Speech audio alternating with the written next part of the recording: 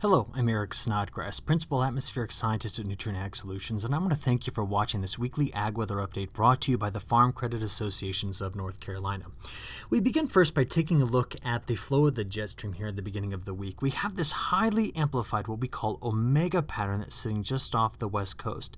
And then in general, relatively weak flow across much of the United States before the jet stream dips into this trough just off of the northeast. Now the omega pattern back over here has brought record heat to Alaska, but what it features looks like the Greek letter omega there. In this particular pattern, which has brought heat to Alaska, there's wildfires in Alaska, cooler weather to the northwestern part of the United States, but we've got really weak flow across much of the rest of the country.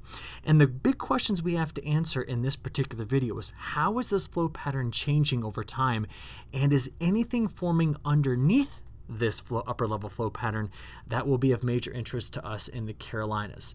So this is where we start, and where we go with it is by taking a look at where that pattern got us over the last 7 days.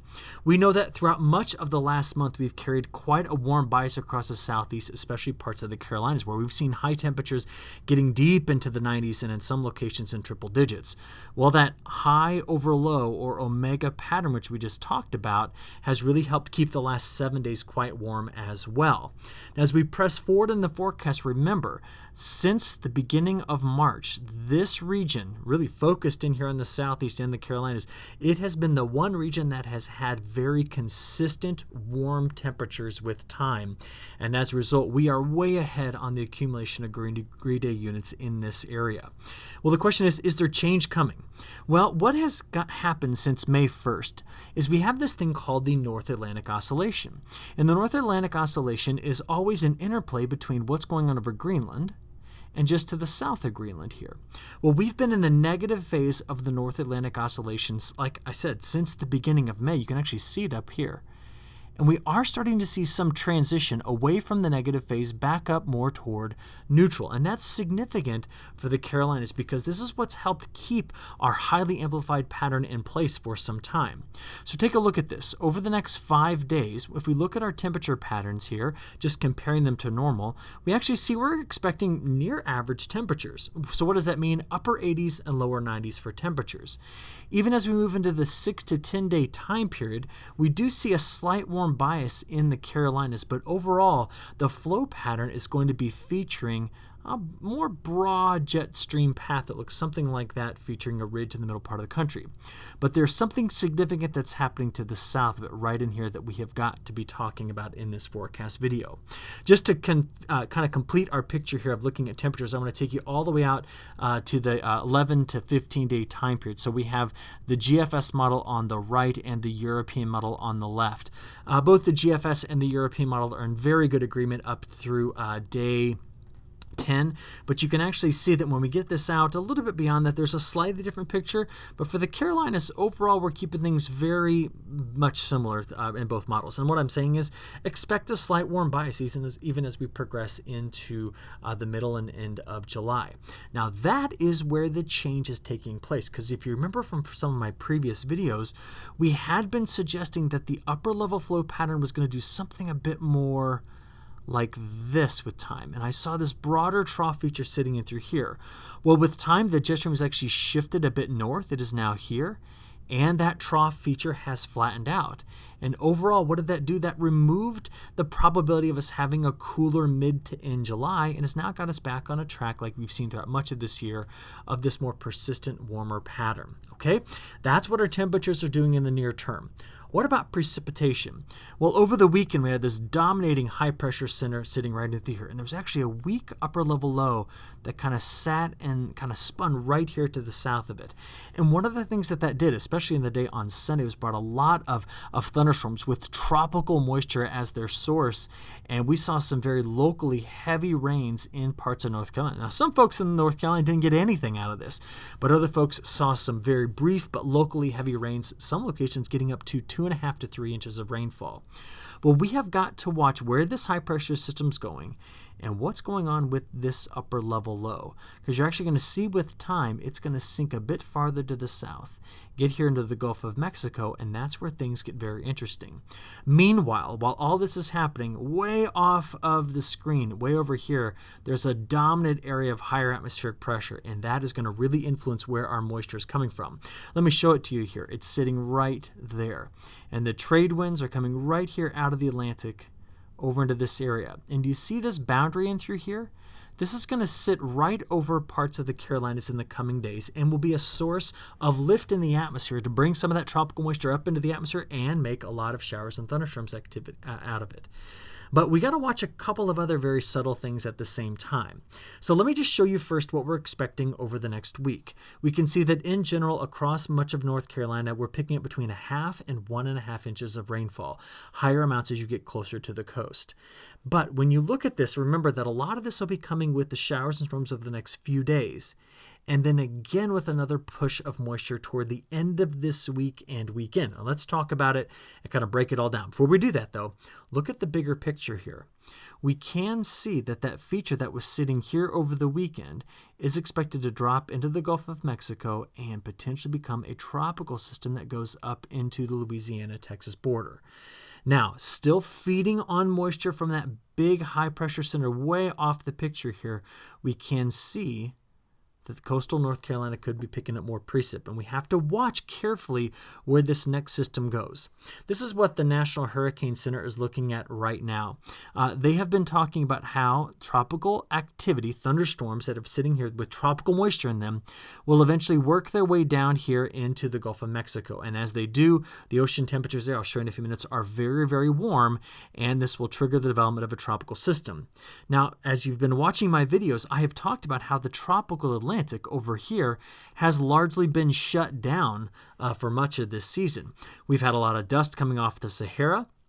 The trade winds are not meandering north-south like this, producing these tropical waves on which tropical systems can form.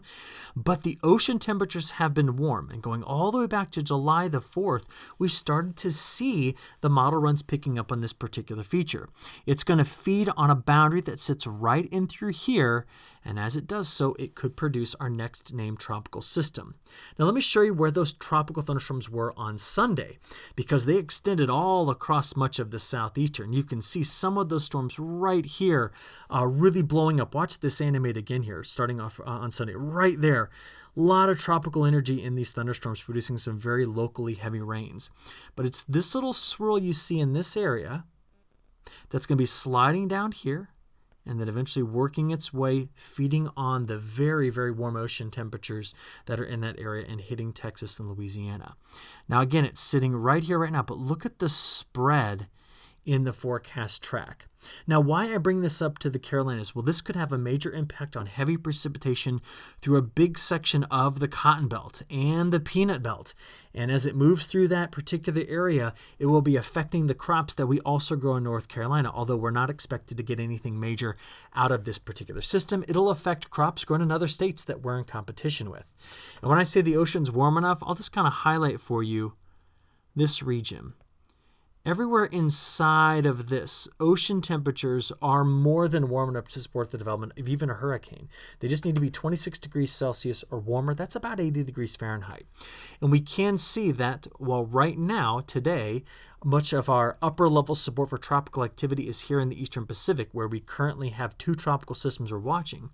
Look at how this slides east throughout this week, and then by next week is sitting right here over the Caribbean and the Gulf of Mexico. So the upper levels of the atmosphere are helping with this tropical convection. Now, in the meantime, we have a system moving through the north central plains. It's going to start out here on Monday, slowly emerging here in the high plains and in the northern plains, such that by Tuesday, we're going to be getting a low pressure system developing here and moving on off to the north and east. Look at what happens by Wednesday. The front is stretched in this area. But all that activity is to our west. What do we see? General risk of thunderstorms each day to start off this week. And that's because there's that boundary that's still sitting here that's off the page that's kind of sitting over this area. This boundary, again, let me label this as with a W so you can show it as Wednesday. This frontal boundary here will finally progress over toward the Carolinas by the end of the week. I'm talking Friday. But that's what the Storm Prediction Center is on the lookout for to start off our week. Now, if I animate out for you our high-resolution NAM model, just getting you through the middle of the day on Wednesday. So there it is, just taking you through, actually, Wednesday morning. We can see here that throughout the day on Monday, getting into Tuesday morning, widely scattered showers and thunderstorms. So anywhere between a 30 and 70% chance of seeing it across the Carolinas right there. That's Monday night. This is now Tuesday afternoon. See them popping again there on that boundary. We just don't get away from our chances of storms here in the Carolinas, at least through the middle of the week. The possible drier time period comes as that higher atmospheric pressure moves into here by midweek, but you can see the next low pressure system spinning up, and that front presses here by the end of the week. So we're going to show you that in a few seconds.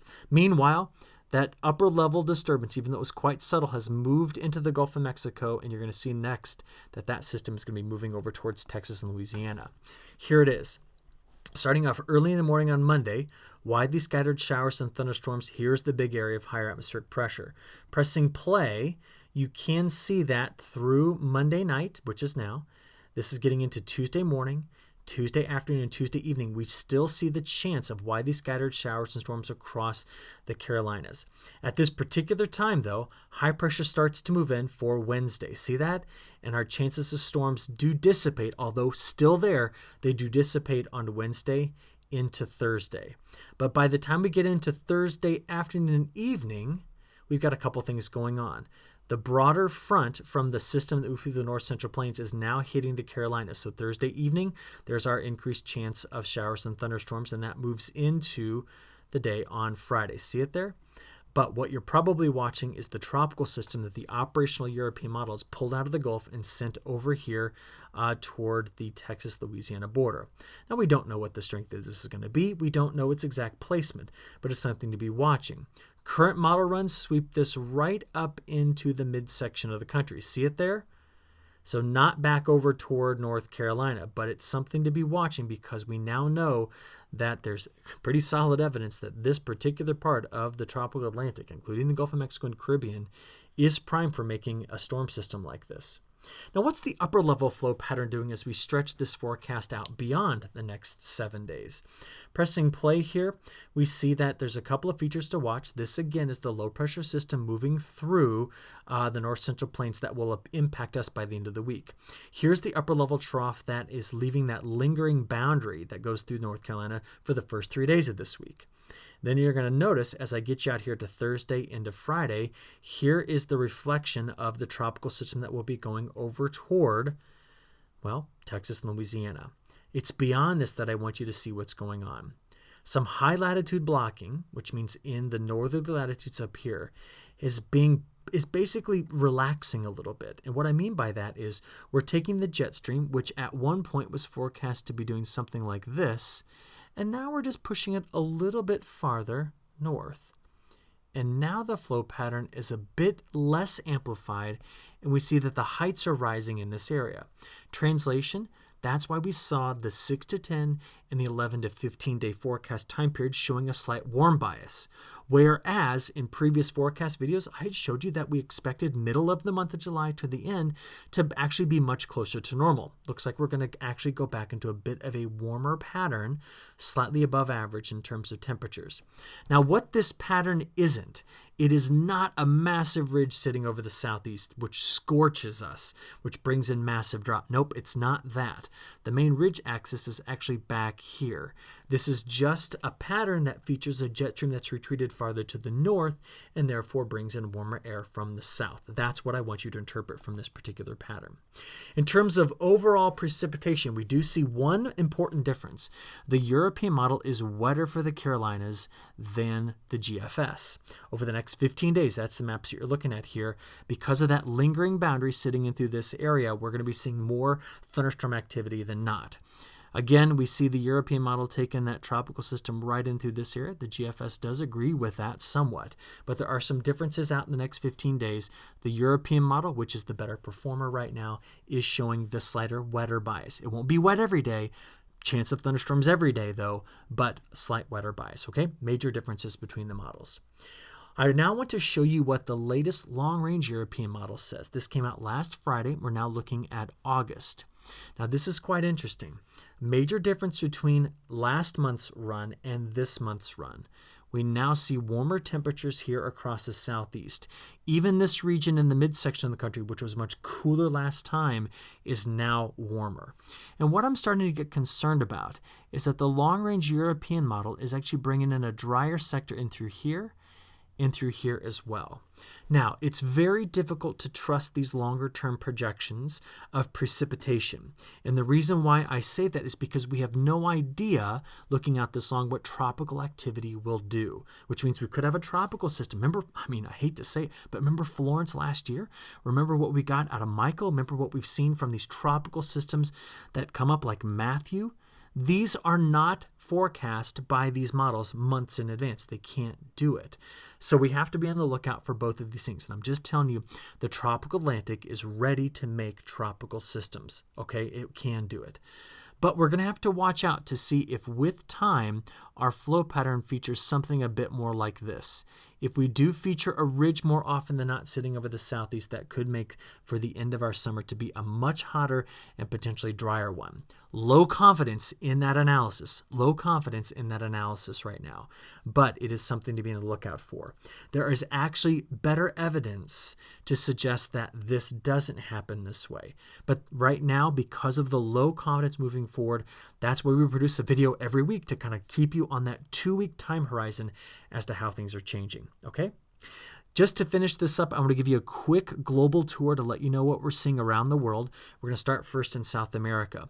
Over the last week, we saw a pretty substantial cold wave move through that has hit parts of Uruguay, Paraguay, northern Argentina, and southern Brazil. So the last 7 days, much colder than average in that region. There was frost in that area. It did not impact safrinha corn, safrinha cotton, or safrinha. They do actually grow a second crop of beans. What it may have impacted is some winter wheat that's grown down there. I don't yet know the details. Moderation in temperatures over the next 7 days, though that's the map on the right. In Europe, we've heard a lot of interesting story about Europe. What the flow pattern is doing in the near term is it features a broader ridge here and a deeper trough that's sitting here over parts of Russia. There's also a little cutoff low sitting down here that could impact the Iberian Peninsula. But overall, this is a drier pattern for much of Western Europe, while Eastern Europe is going to be seeing, and parts of Western Russia are going to be seeing wetter conditions. They're also going to be seeing some cooler conditions there as well. Just so you can see, the Black Sea is right here. So this is Ukraine, and this is the Russian wheat belt. We can see a wetter forecast time period coming up, but drier and warmer across parts of Western Europe. Meanwhile, I just want to show you this. You can pause the video and take a closer look. This is just the analysis of June 2019 for Europe, just so you can see how precipitation, humidity, soil moisture, and air temperatures fared throughout the month, because it has been a weather story that's impacted global markets. I want to finish by taking you to India and also to China. We're here talking about production of several crops, including corn, soybeans, and cotton. Now, when you look at this, the Indian monsoon made a huge push to the north, and it's right now impacting this region, bringing in some locations over the next 7 days between 10 and 35 inches of rain. That's normal for the monsoon. Meanwhile, while we're waiting for the next big push, the southern half of India is very dry. When we think about where cotton is grown, it is grown in India, but it is also grown in this area in China. Very dry over the coming days in the high latitudes. Where it is not dry in China is down here along the Mayu front. In this particular corridor, we're expecting very heavy rain. 3 to 10 inches could be picked up. But when we think about major ag production in China, remember, we're looking at this region south of Beijing and this region north of Beijing, and both are actually forecast to be on the drier side of normal over the coming days. So just want to keep you aware of that, as some of these weather features globally are impacting our markets. And with that, I'm going to go and wrap up this forecast video. We at Nutrien Ag Solutions and at the Farm Credit Associations of North Carolina, thank you for your attention. Hope you look forward to our next week's forecast video. Thank you and have a great week.